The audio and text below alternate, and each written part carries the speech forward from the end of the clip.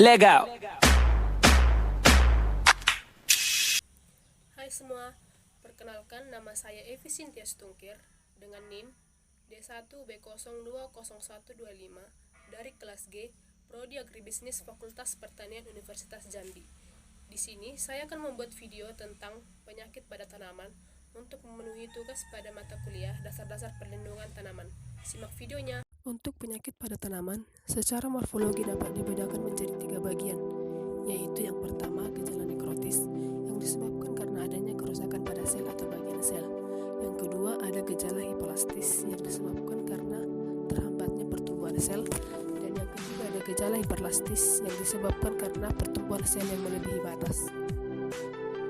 Penyakit tanaman dari gejala nekrotis adalah nekros, yaitu matinya sel atau sekumpulan sel yang terbatas pada jaringan tertentu sehingga membentuk bercak-bercak coklat atau hitam yang kemudian menjadi kelebu keputihan di atas permukaan daun. Penyakit nekros ini disebabkan karena beberapa hal, yaitu yang pertama karena infeksi jamur sehingga munculnya bercak-bercak hitam pada daun tanaman. Yang kedua disebabkan oleh hama. Beberapa hama yang umum menyerang daun adalah kutu daun, kutu putih, tungau laba-laba, trips, agas, dan tungau akar. Kutu daun muncul mengelompok di sekitar daun, pucuk, dan batang, dan jika kutu daun berkumpul dalam jumlah yang cukup banyak, maka akan menyebabkan daun sakit, menguning, dan akan berubah warna menjadi hitam. Dan yang terakhir disebabkan karena menyerang tanaman secara berlebihan.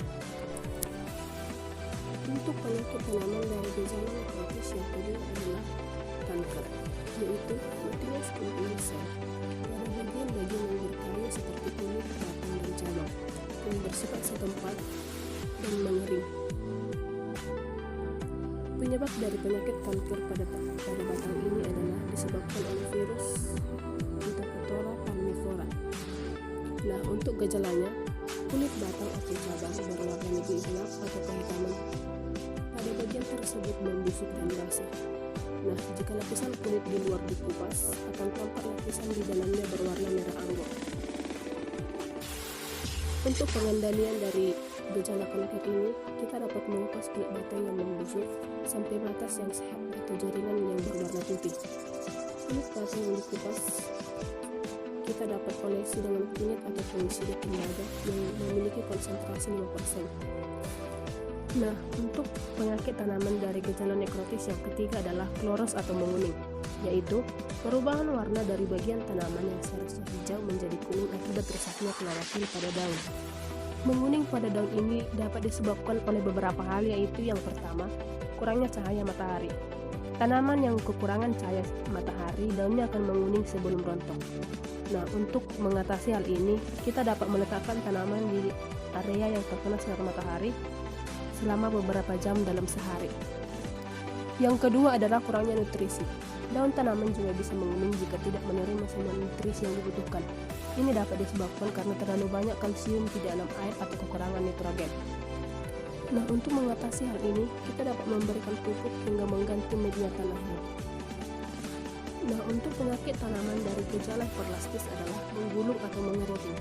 Ini diakibatkan karena pertumbuhan tanaman yang tidak seimbang dari bagian-bagian daun. Penyebab dari daun menggulung atau mengering ini yaitu yang pertama, penyiraman yang tidak teratur, dan yang kedua, kurangnya kelembapan pada tanaman tersebut. Nah, untuk penyakit tanaman dari gejala hiperlastis yaitu kerdil.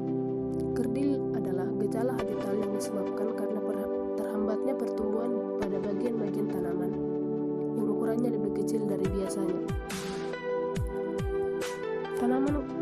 Tanaman kerdil ini disebabkan oleh beberapa faktor, yaitu yang pertama, kebutuhan unsur hara tidak mencukupi. Tanaman membutuhkan unsur hara dalam jumlah yang cukup untuk dapat tumbuh dengan baik. Yang kedua, tanaman kekurangan sinar matahari.